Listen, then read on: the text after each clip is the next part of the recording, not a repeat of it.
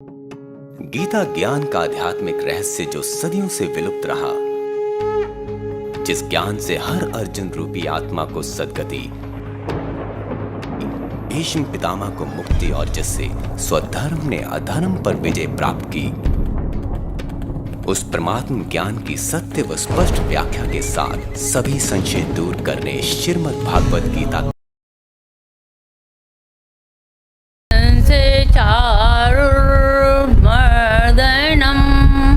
देवकी परमानंदम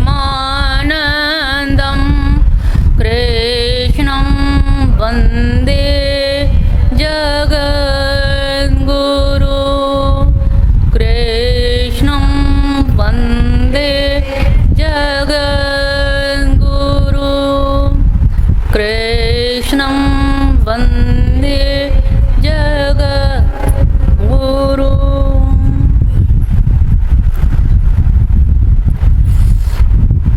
वसुदेव सुतम देवम कंस चारुणमर्दनम देवकी नंदन परमानंदम कृष्णम वंदे जगत गुरु। भगवान श्री कृष्ण जगत के गुरु, जिनको ब्रह्म संहिता में कहा गया है कि ईश्वर परम कृष्ण सच्चिदानंद विग्रह अनादिरादि गोविंद सर्व कारण कारणम।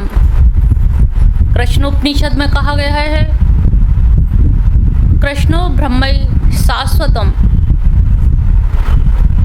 लेकिन दूसरी ओर जहाँ ब्रह्म का निरूपण है, वहीं पर कृष्णस्तु भगवान स्वयं साकार सगुण स्वरूप का भी निरूपण है।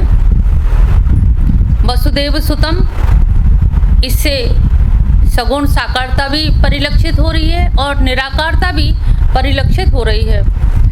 दोनों ही स्थितियों में जब हम कृष्ण की परिभाषा देखते हैं तो कृषिर भूवाचो शब्द णस्य निवृत्तिवाचक, यानी कि कृष्ण शब्द का अर्थ केवल बंसी बजाने वाले, धेनु चराने वाले कृष्ण कन्हैया से ही नहीं है। कृष्ण का मतलब है कि आप हो। आपसे कोई कहे कि कृष्ण कहाँ है, जो प्रत्येक जीव में जो आत्मा है वो कृष्ण ही है। ओशो ने भी कहा है कि जब कोई जीव जन्म लेता है, जीवात्मा या बच्चा पैदा होता है, तो समझ लो भगवान कृष्ण ही आ रहे हैं। क्योंकि जब हम मृत्यु को कोई जीव प्राप्त होता है तो उसमें से कौन निकलता है? आत्मा ही निकलती है। और आत्मा क्या है? भगवान श्री कृष्ण। लेकिन भगवान श्री कृष्ण हमें दिखाई नहीं देते, इसीलिए उनको अनुभव जन्य कहा गया है। अनुभव होता है, लेकिन अनुभव करने की आप में सामर्थ्य हो, सत्संग किया हो, लोगों के संपर्क में साधु संग किया हो, तो आपको वो दिव्य दृष्टि प्रज्ञा चक्षु मिलेंगे और उस प्रज्ञा चक्षु से आप उनका अनुभव कर सकते हैं। ये मत सोचिए कि ये जो मूर्ति है इसी में है, वो तुम्हारे अंतस्थ, गीता में कहा है ना, हृदय तिष्ठति, वो तो आपके हृदय में विराजमान है। लेकिन हम अनुभव नहीं कर पाते, और अनुभव करने के लिए हम लोग यहाँ पर माधव मिशन में एकत्रित होते हैं कि हमारे अंदर जो सुसुप्त अवस्था में उनकी जो स्थिति है वो कैसे जागृत हो सके और उनका हम कैसे अनुभव कर सकें। अगर मनुष्य जीवन में हमने अनुभव नहीं किया तो निश्चित जाने कि हमारा ये जीवन व्यर्थ चला जाएगा। आगे अगर कोई ऐसी कुकर सुकर योनि मिलती है तो हमारी वो सामर्थ्य भी नहीं रहेगी। तो अगर हम जीव मनुष्य अपनी सामर्थ्य को जान ले और ये समझ ले कि अगर हमने इस जन्म में उनको पा लिया, उनके दर्शन कर लिए, उनका अनुभव कर लिया, उनकी अनुभूति कर ली, और अनुभूति के अनेक साधन दिए गए हैं कि अगर उन साधनों को किया जाए तो साध्य की भी प्राप्ति संभव हो सकती है, उनका अनुभव हो सकता है।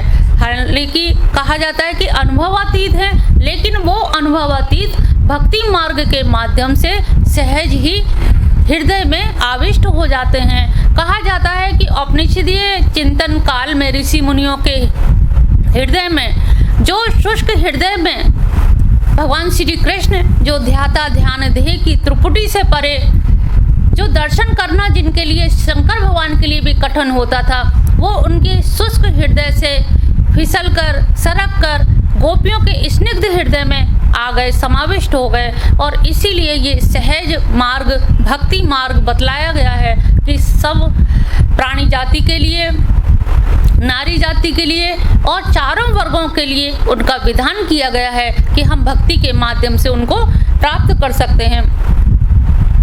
अब प्रश्न ये उठता है, भगवान श्री कृष्ण का जो अवतार धारण किया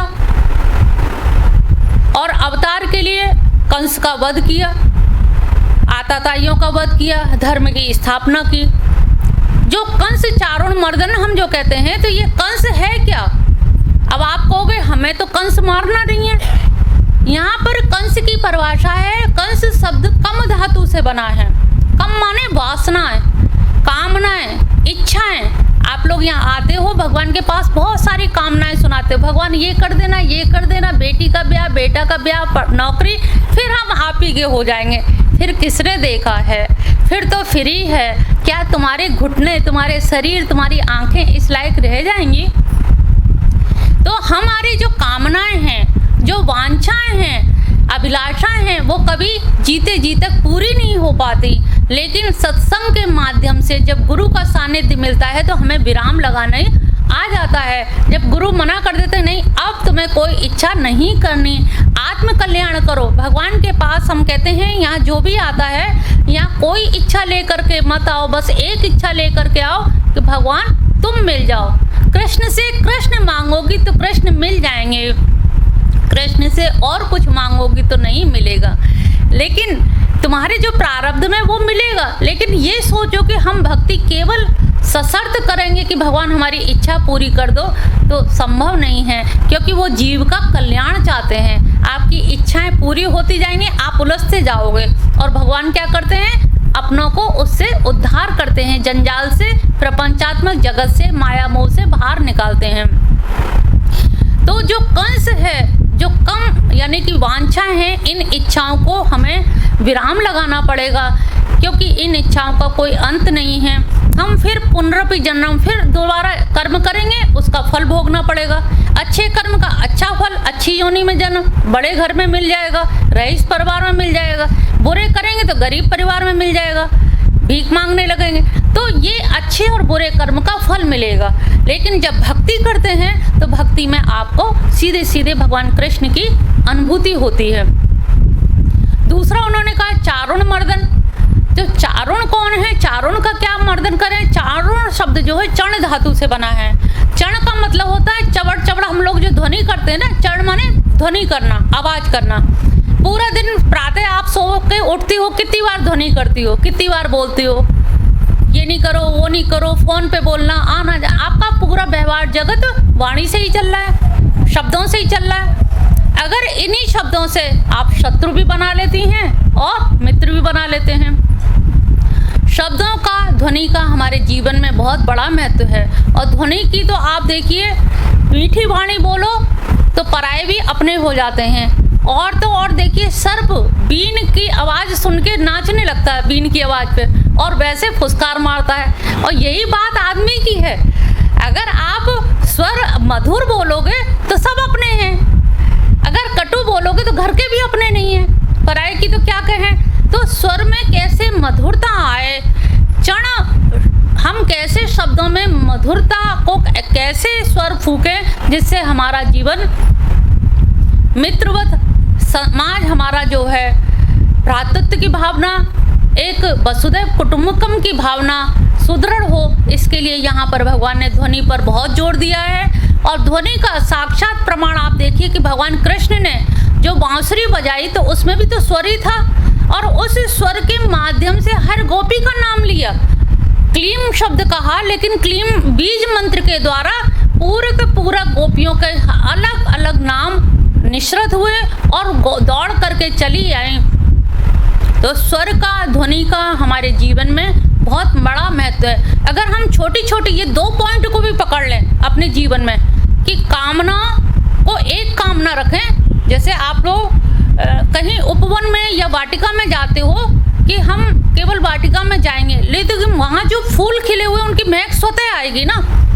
ऐसे जब आप भगवान की शरण में आते हो तो आप कोई कामना लेकर के मत आओ, लेकिन उनकी शरण में जाने से अपने आप ही सारी कामनाएं पूरी हो जाती हैं। लेकिन कामना पूर्ण करने की अभिलाषा से आओगे तो वो स्वार्थपरक हो जाएगा। तो हम निस्वार्थ भाव से भगवान श्री कृष्ण की शरण में जाने का प्रयास करें और अपनी कामनाओं को भगवान में समेट करके, भक्ति में भी कहा गया है कि जितनी भी कामनाएं सबकी, जितने भी संबंध हैं, जितने भी प्रेम है दुनिया में, हमने जिन जिन को प्रेम बांट रखे उन सारे प्रेमों को एक गठरी में बांध के भगवान की शरण में डाल दें तो निश्चित जानिए आपकी अनन्य भक्ति हो जाएगी। भक्ति के लिए हमें कोई बहुत प्रयास नहीं करने, बहुत सरल मार्ग है। तो इसी तरह से हम अपनी वाणी पर अगर ध्यान दें तो हमारी वाणी भी इस जगत में हमें गोलोक धाम की सी, स्वर्ग लोक की अनुभूति करा सकते हैं, और वाणी है जो आपके घर को भी नरक बना देती है।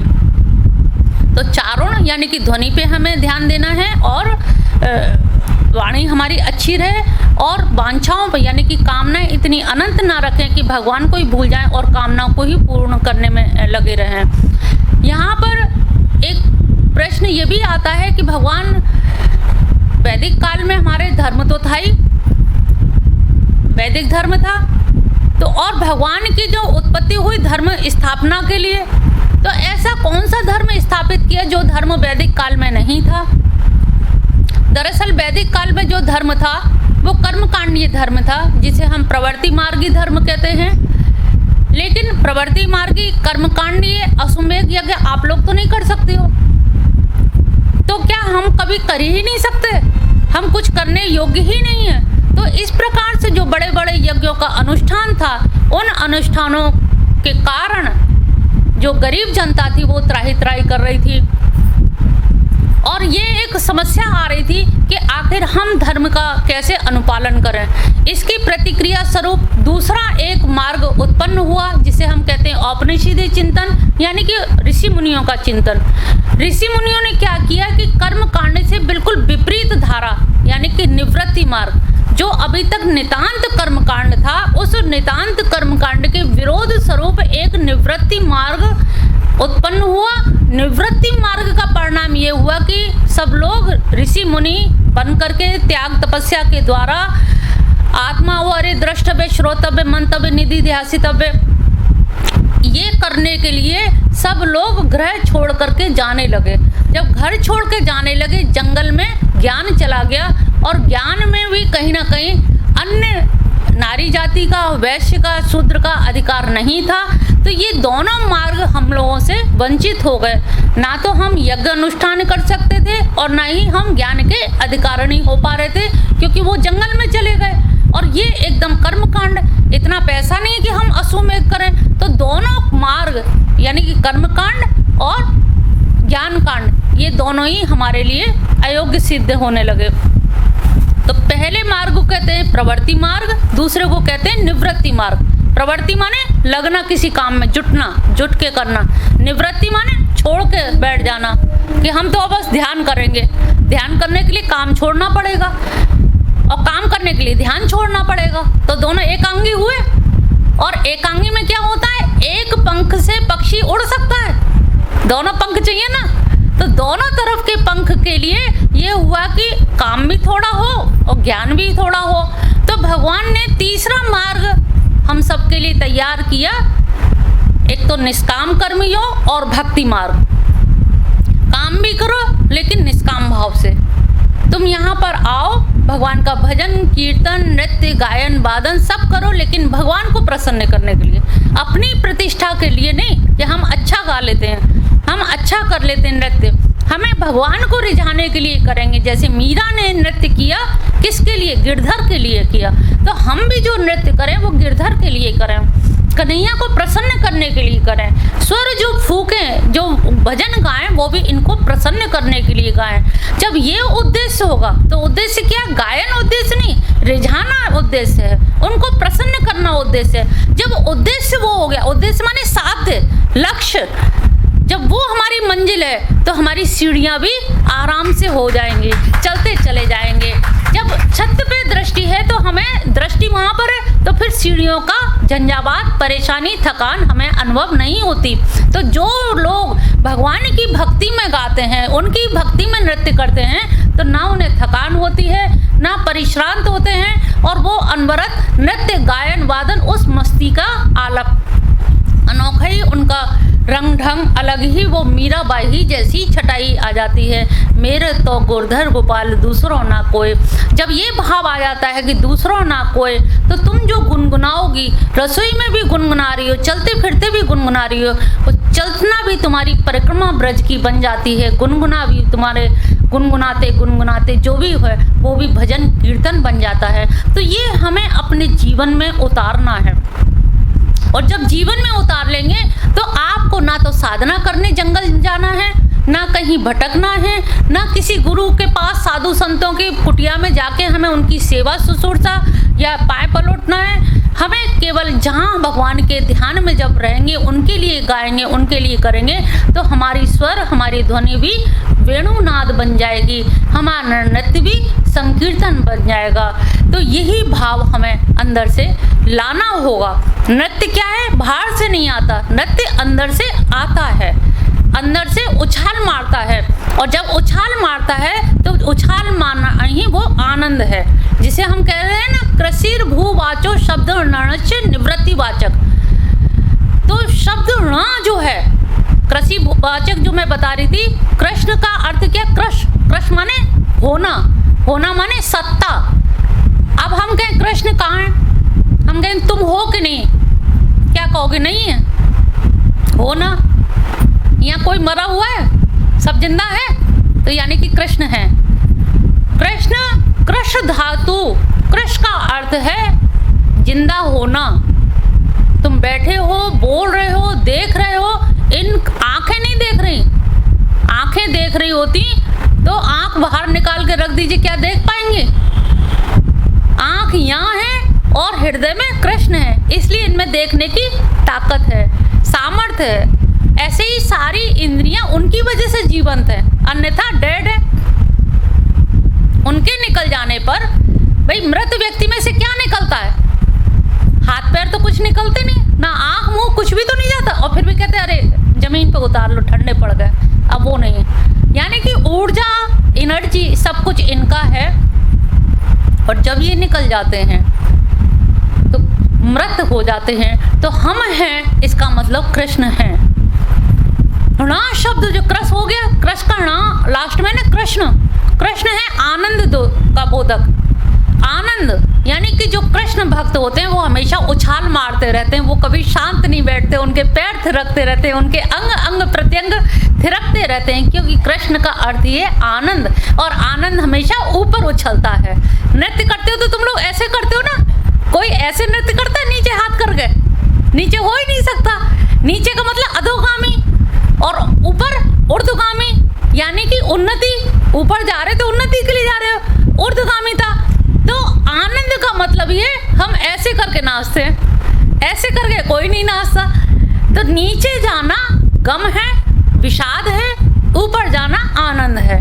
तो भगवान के भक्त इसीलिए उछलते हैं, जमीन में उछल उछल के जो नाचते हैं, ये कृष्ण भक्ति का लक्ष्य है, आनंद है, और आनंद द्योतित होता है, परिलक्षित होता है। तो कृष्ण भक्ति योग का उन्होंने प्रतिपादन किया कि ज्ञान मार्ग भी एक पक्षी है, कर्म कांड भी एक पक्षी है, इसीलिए दोनों मार्गों के बीच से उन्होंने निष्काम कर्म योग, क्योंकि बिना कर्म के तो रह नहीं सकते, ना ही कश्चित क्षणमपि जातुम अतिष्ठत्, कोई भी व्यक्ति एक क्षण भी बिना काम करे बिना तो रह नहीं सकता। आप कहोगे हम तो चुपचाप बैठे, लेकिन सांस तो ले रही हो, पलक तो झपक रही हो, गर्दन हिल रही है। तो कर्म करे बिना एक क्षण भी जीव नहीं रह सकता, इसलिए उन्होंने निष्काम कर्म योग का प्रतिपादन कर दिया। लोग कहेंगे हम बिना कर्म करे कैसे, सांस रुक जाएगी, सब उन्होंने कर्म करो लेकिन निष्काम भाव से। अब जब तुम सांस लेती हो तो ध्यान रहता है उधर, लेकिन ले रही हो, लिए चली जा रही हो, लिए चली जा, जब से पैदा हो लिए चले जा रहे हो, इसमें क्या है, तुम्हारी स्वार्थ नहीं है, आ रही सांस जा रही सांस अपने आप। तो ये इनका नियंता श्वासों का कौन है? भगवान श्री कृष्ण। तो उनकी जो भगवत्ता है उसी के कारण से हम लोग श्वास प्रश्वास जो भी कर रहे हैं, इसीलिए उन्होंने मध्यम मार्ग को स्थापित किया कि वैदिक काल में धर्म था लेकिन हमारे लिए उपयोगी नहीं था। औपनिषदिक चिंतन में ज्ञान था लेकिन हमारे लिए सार्थक नहीं था।